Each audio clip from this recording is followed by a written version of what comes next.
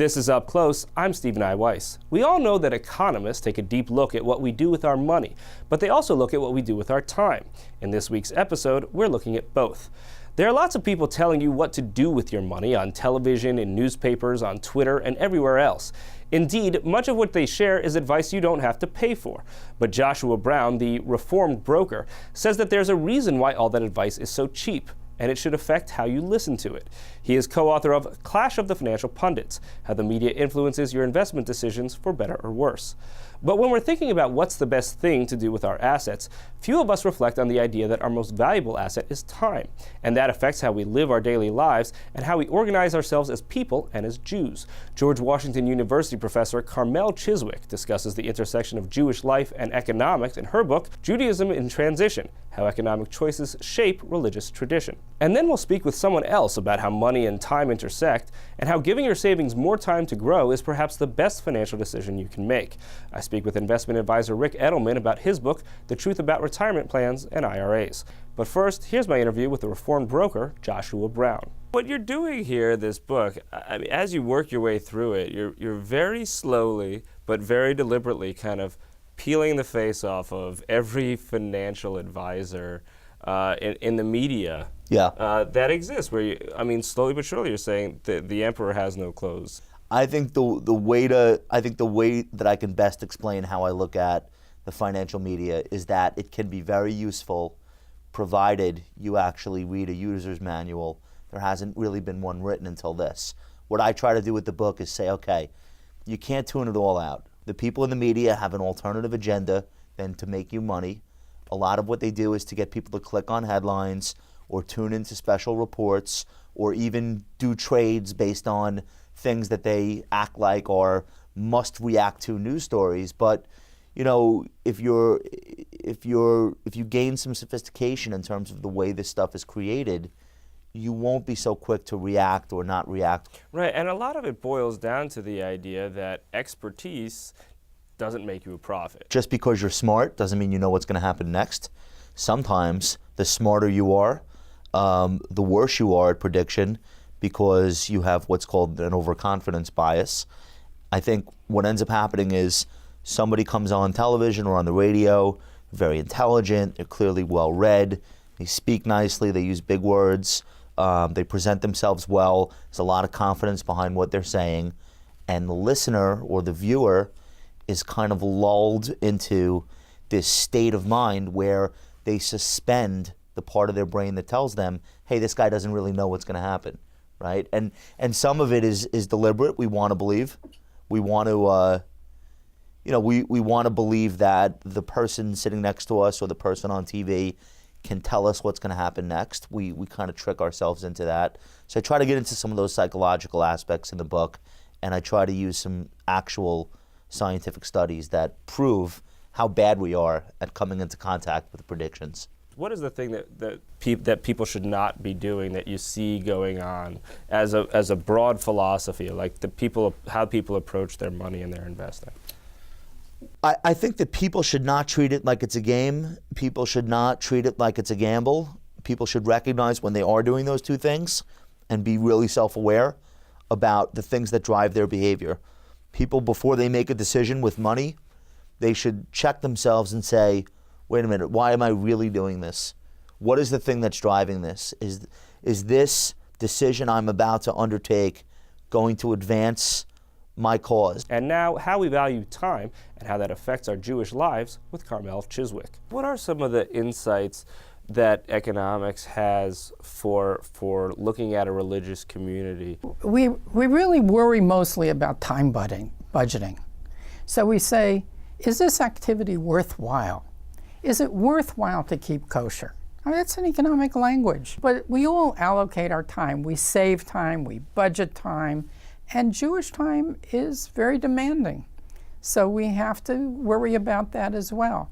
So once you start thinking about time allocation as an economic choice, and then you start thinking about the time it takes to do Jewish, and you realize that you've got a life full of trade-offs. One of the things that you suggest about how Judaism then relates to to that Jewish community that has so much income, that the kind of really light, Judaism light approach that stressed having low time commitment for high-income Jews in the middle of the 20th century doesn't really cut it anymore. They want a more fulfilling experience. My own opinion is that highly educated Jews want a more intense experience also, especially those in the professions that where they exercise their knowledge and skill. It makes you feel very competent, and really competence is the watchword. And then you don't want to show up on a Saturday in the synagogue and feel incompetent. You want to be competent as a person, you don't want to separate yourself into. So I think that the people who are independent, competent in the daily life, in their secular jobs, want to feel competent when they're in their Jewish lives as well. And that's the big appeal of Jewish education and Jewish books and just generally Jewish intellectual life. And if you don't feel competent, then that's not a good use of your time. You want to do something where you will feel competent. What are some of the lessons for the community's design, as it were, the community structures, the community organizations, in terms of how they organize themselves, that are brought to light by this kind of analysis? One implication of this kind of study for design of Jewish programs is that time really matters, that you don't want people, you have to respect all these different alternatives, and not just because they have alternatives, not like the airlines, right?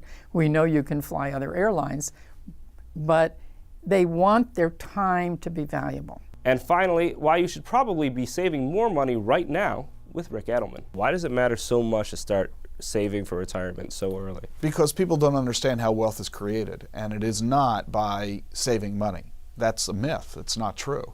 People think that you don't save until you have money. That's absolutely nonsense. Wealthy people all started with nothing, unless they inherited it. That's cheating.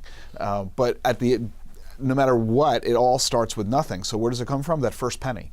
And a penny saved is a penny earned. It's literally true. Ben Franklin was right. And so we have to recognize that fact. We have to realize that it isn't wealth that creates wealth. It isn't money that creates money. It's time. The more time you allow the money to save and invest, the greater the value will become. So it's all about compound growth. And as a financial advisor, when you, and as a boomer, when you see people who thought, what do I need to save for retirement for? I can just keep working. And especially in today's information economy, a lot of people probably figure, I could keep writing, I could keep advising, I can keep consulting forever. Can they? The vast majority will not. And the primary reason for that is health. It's really fascinating. When you look at the survey research, you ask current workers, how long will you keep working? When do you plan to retire? And then you ask retirees the same question, when did you actually retire? There's a big disconnect of typically about 15 years. People tend to retire 15 years sooner than they expected. The number one reason? Health. Either their health or their spouse's health forced them out of the workplace, and people need to recognize that. Now, when you speak to people at either end of that spectrum, and they talk to you about setting things up for the first time, or even if they've been doing it for a while but they've been doing it wrong, what are the most common misconceptions that you find? Oh, there are several. Number one, as we pointed out, is I don't need to do it now, I can wait till later. Biggest mistake. Another one is I shouldn't invest too much of my money in the stock market, especially as I get older, because as I get older I need to be more safety conscious and more risk averse and not have as much money in stocks. That's a massive mistake. I have yet to find, I've been doing this for 26 years. We managed $13 billion for 24,000 clients around the country. I have yet to meet anyone who ever went broke because they invested with too much risk. A lot of the discussion around money and saving is fraught with all kinds of moral language and all kinds of moral statements. What do you think is kind of the moral statement that you're trying to make? Investing is not evil. The big misconception, people love to misquote the Bible, that money is the root of all evil, which it is not. The Bible actually says the love of money is.